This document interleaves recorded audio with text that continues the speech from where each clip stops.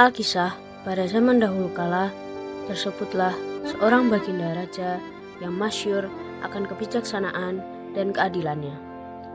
Sang raja bersemayam di sebuah kerajaan nan adiluhung, penuh kemegahan dan kemuliaan.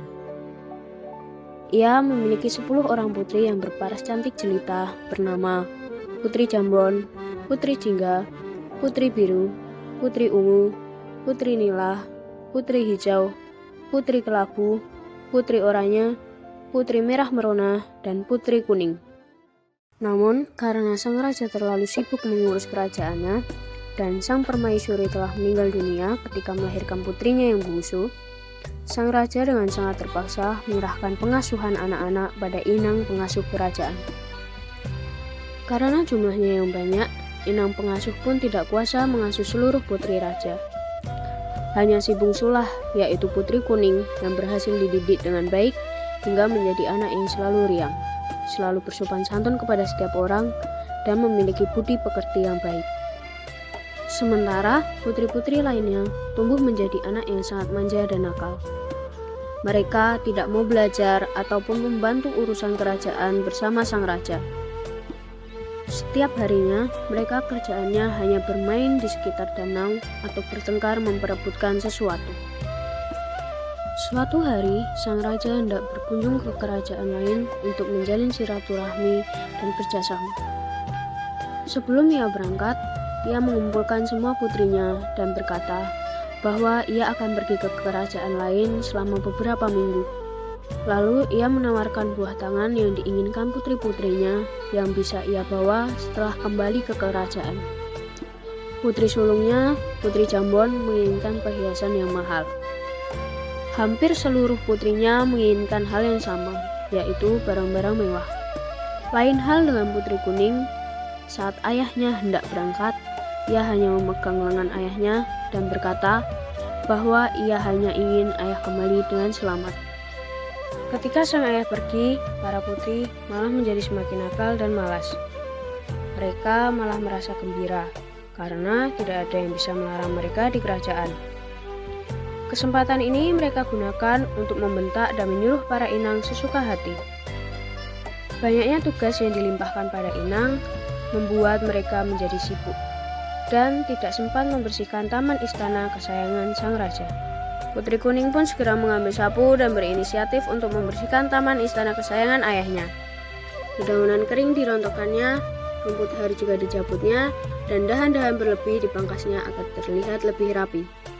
Namun, saat kakak-kakaknya melihat Putri Kuning sibuk di taman, malah mencemoohnya dan menyebutnya sebagai pelayan istana baru. Lalu mereka melemparkan sampah dan mengacak-ngacak taman kembali. Kemudian pergi begitu saja menuju danau untuk bermain dan berenang.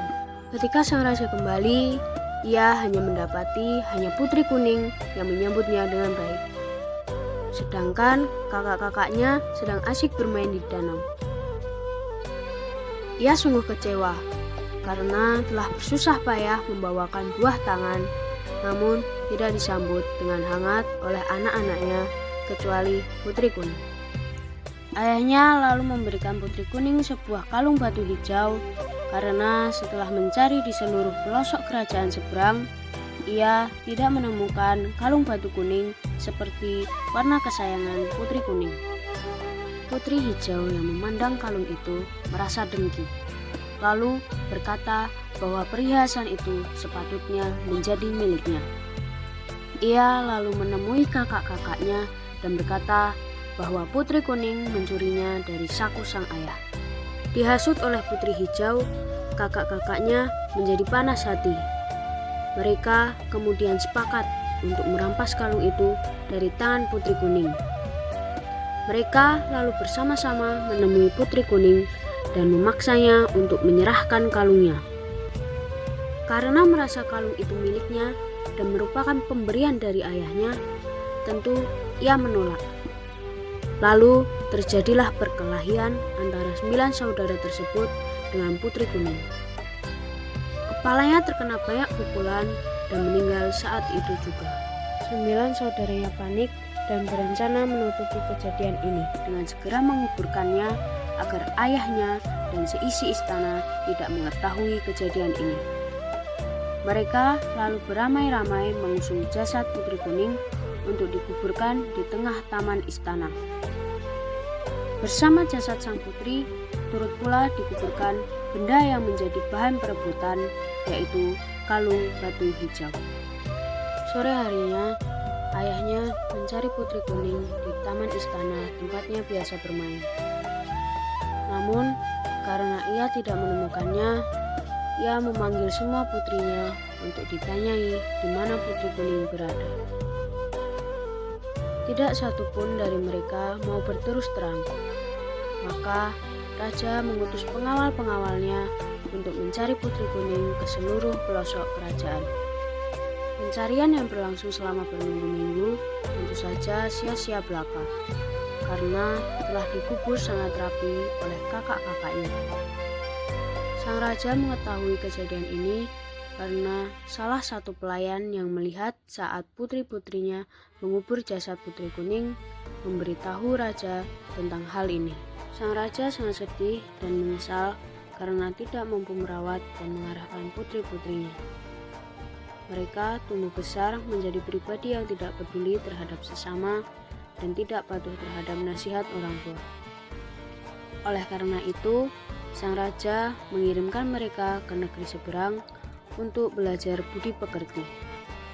Tujuannya agar mereka menjadi manusia yang berbudi pekerti luhur dan dapat saling menjaga antara satu dengan yang lainnya. Beberapa minggu setelah para putri raja belajar budi pekerti di negeri seberang, tumbuhlah sebuah tanaman di atas kubur Putri Kuning. Raja keheranan melihat tanaman itu. Batangnya bagaikan jubah Putri Kuning. Daunnya bulat berkilau bagai kalung batu hijau. Sementara bunganya putih kekuningan dan berbau sangat harum. Tanaman itu mengingatkannya pada Putri Kuning. Sejak saat itulah bunga tersebut diberi nama bunga kemuning karena mengingatkan raja pada Putri Kuning. Sama halnya seperti Putri Kuning, bunga kemuning memiliki banyak kebaikan. Bunganya dapat digunakan untuk mengharumkan rambut, batangnya dapat dipakai untuk membuat kotak-kotak indah, dan kulit kayunya dapat ditumbuk untuk dijadikan bedak penghalus wajah.